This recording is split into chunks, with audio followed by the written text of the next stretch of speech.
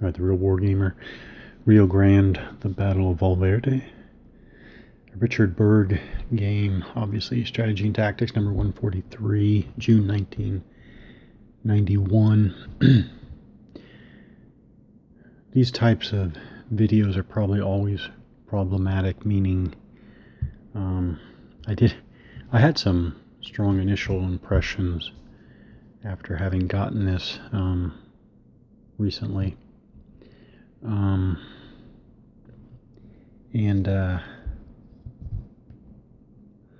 But I know that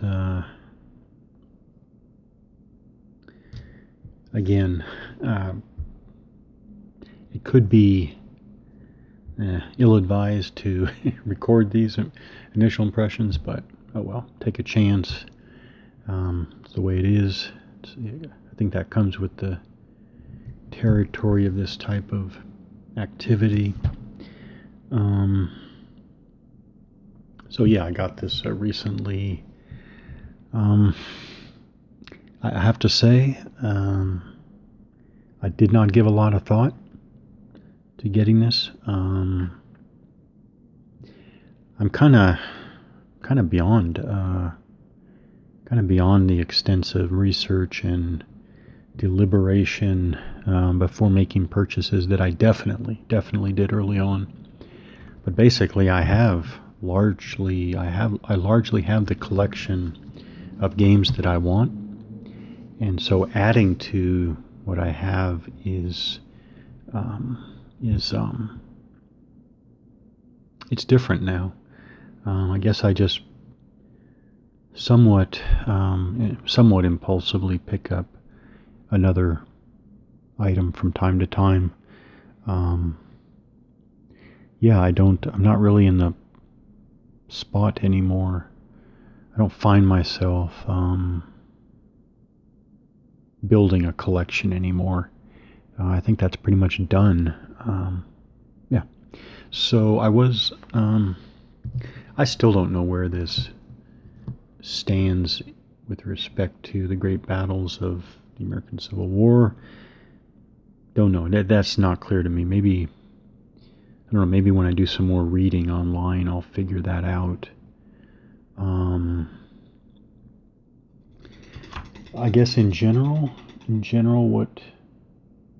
what gave me any idea to get it is that it's Civil War. I've definitely since happening upon Rebel Yell, which is definitely one of a handful of games that are top examples of dramatically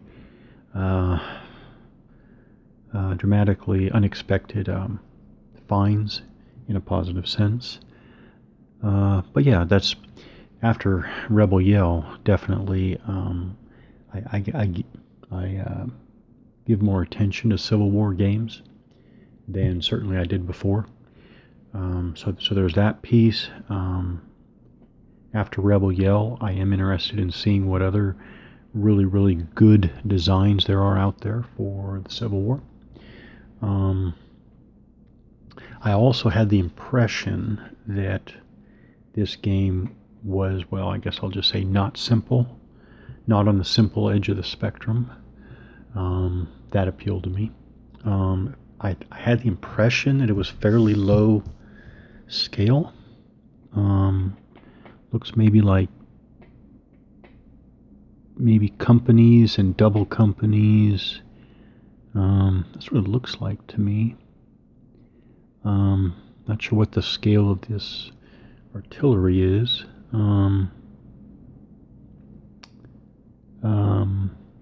So it looks like for the Confederates, a Commander Teal has A and a B counter. Is that the same on the same? Oh, actually, okay. So we have variable number because here McRae Union has 3, A, B, and C, 3 counters. But then Hall only has 1, so I don't know. It looks like it's fairly low scale. So that appeals to me. low scale versus high scale, generally what I'm interested in. Commanders. Scurry, 4th Texas. So what, 4th Texas is 5 counters. Okay. Alpha Bravo Company, Charlie Delta Company, Echo Foxtrot Company, Golf Hotel, India Kilo. 5th Texas, 7th Texas, 2nd Texas. Okay. So that sure looks like it's fairly low scale. Okay. That appealed to me. And then another point that appealed to me is I was hoping that this would be a fairly small format introduction. I should say an introduction to Great Battles of the American Civil War. I say it that way because I guess that there are multiple generations of that design that are significantly different from each other. So I guess you could have different useful insertion points depending on, I guess, what you're looking for in the series, or I guess if you know you're going to be interested in the whole series, I guess you could still choose different insertion points. Anyways, now I'm not sure, again, like I said before, I'm not sure what connection this has to Great Battles of the American Civil War, because when I looked, I didn't see, maybe I'm wrong, but I didn't see any.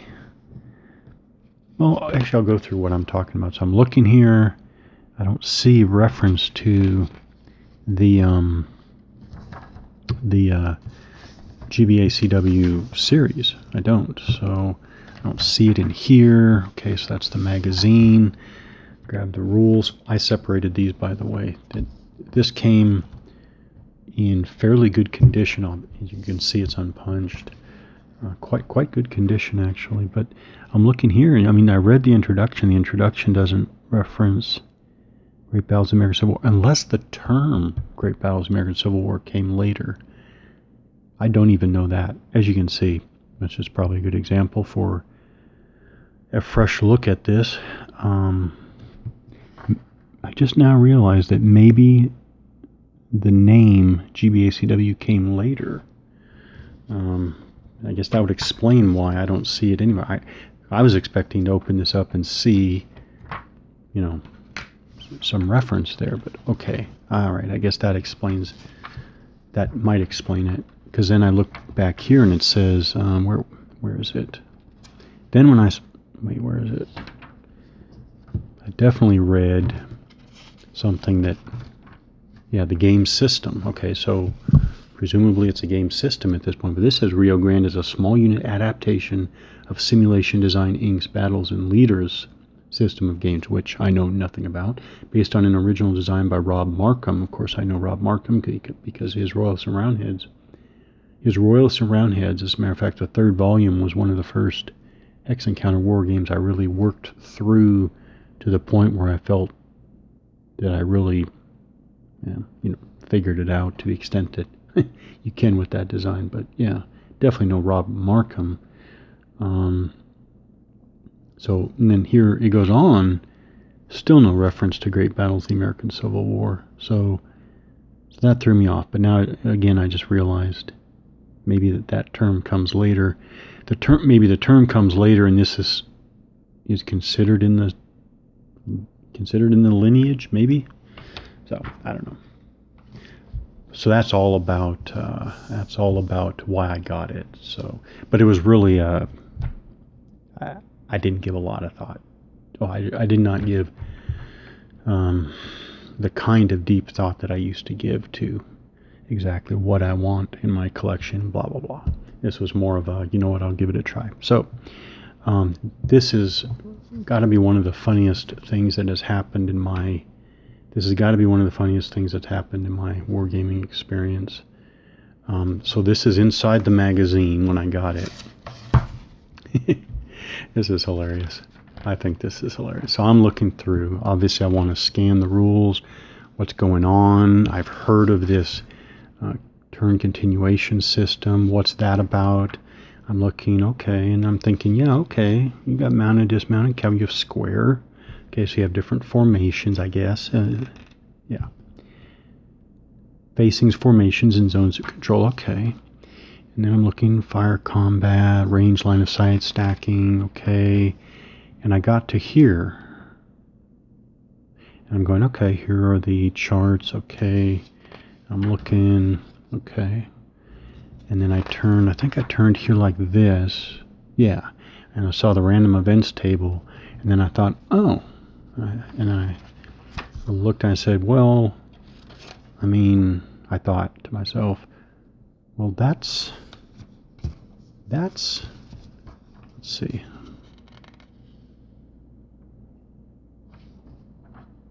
See, where was I?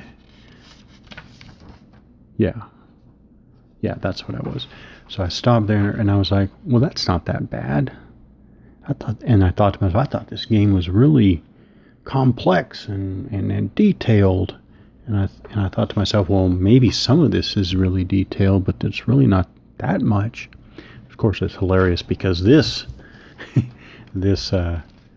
questions, feedback, advertisement was in the center. And it's pretty hilarious because, a little bit later when I thought I would look at the rest of the magazine, then I look on and go, I was like, oh, wait, here's more rules. Oh, ammunition resupply, melee, cavalry charge, okay, advanced retreat, rally route, artillery, melee, morale, okay, command, charge, morale, random events, independent units. Yeah, it was pretty hilarious. And I was like, oh, so there was basically like 6 or 7 more pages of rules than what I saw originally. So, okay, that was pretty hilarious. But now that I see the whole, the rules as a whole, this is what made me think. Okay, so this, by the way, the map is a half map sheet here, and obviously you have a small counter sheet, quite small, 100 counters.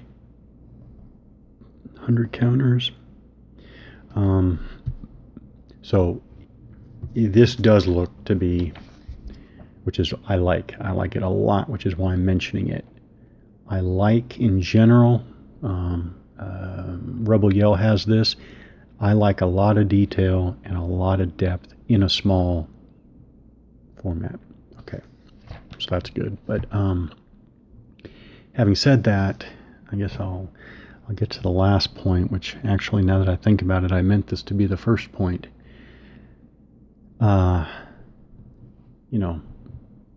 On two hands. On one hand, my initial look here, haven't even punched the counters, haven't even read through all the rules, although I've scanned them, obviously. I'm thinking that this is what I really like, for the reason I just said, and I wish there were a lot more games like this today. I really do. I understand, I guess, I understand how the state of the design has kind of maybe reached an equilibrium of sorts, where you have, well, basically, if you have to put it bluntly, if you have a half map sheet and you have 100 counters, then I think today you can expect to have 6 or 7, maybe 8 pages of rules, which is half of what you get here. And you can expect it to be, let's just say, low, moderate, if not just low complexity. I think that we've reached an equilibrium where you're going to have large format for more complex games, and you're going to have small format for much, much, much less detailed and complex games. But that's just a general impression. Again, just a general impression. But I wish there were a lot more games like this. Not only do I, this is obviously 100% opinion, but not only do I wish that there was a lot more games like this, frankly, I think this is what wargaming, I guess, is. I'm not going to say it's what it's supposed to be, but it's Well, I guess it is what I'm coming to expect. And that goes back to the I do not want a lot of stuff abstracted out. And that does get back to that abstraction to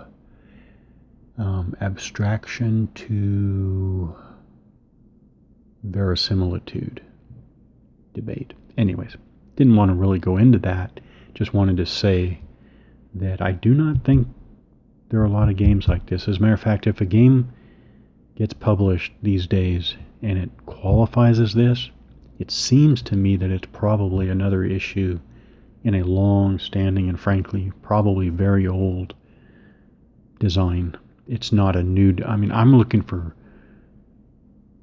No, I shouldn't say I'm looking for... I'm curious if there are, or... No, how do I put that? I would be interested in seeing new designs in this kind of format. Deep depth detail in small format. Okay. That's on the one hand. Now, on the other hand, I am not unaware of the fact that this game is not considered anything like a classic, not a undiscovered gem, not a...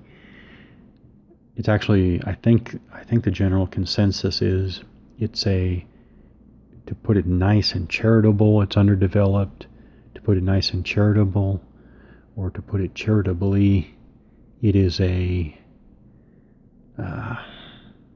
bad production, not a good production, I guess.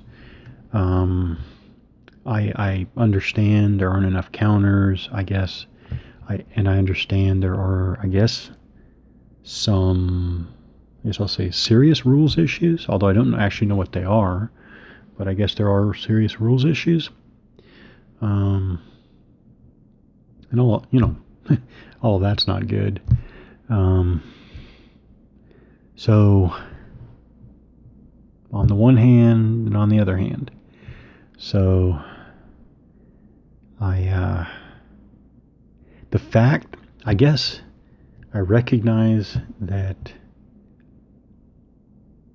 I guess there are serious, so I guess I recognize there are serious issues, but the fact that this, there's still the other hand, so the fact that this is what I want, what I'm looking for, means that I have to give this a try. I want to, it's not give it a try, I'm going to try to play this. I'm going to try to play it as printed, although this is one time where if I get a hold of the errata in time before I start playing, I will go 100% by the errata. I have too much of a warning not to do that.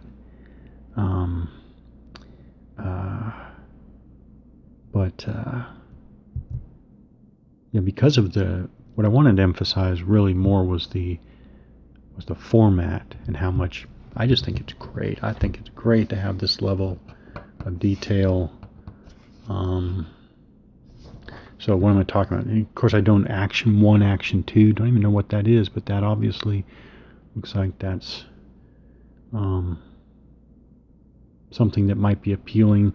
Low ammo, no ammo, out of ammo. I like a lot. I really, really, really like at this scale and scope that units can go not only low ammo but out of ammo. I don't know what this free fire is, but it sounds interesting. Disrupted, step loss, route. Okay, disrupted and route. I see 4 route counters and 4 disrupted counters. Those must be the square formations. Oh wait, there's more disrupted. Oh, is there 4 more disrupted counters there with dismounted counters?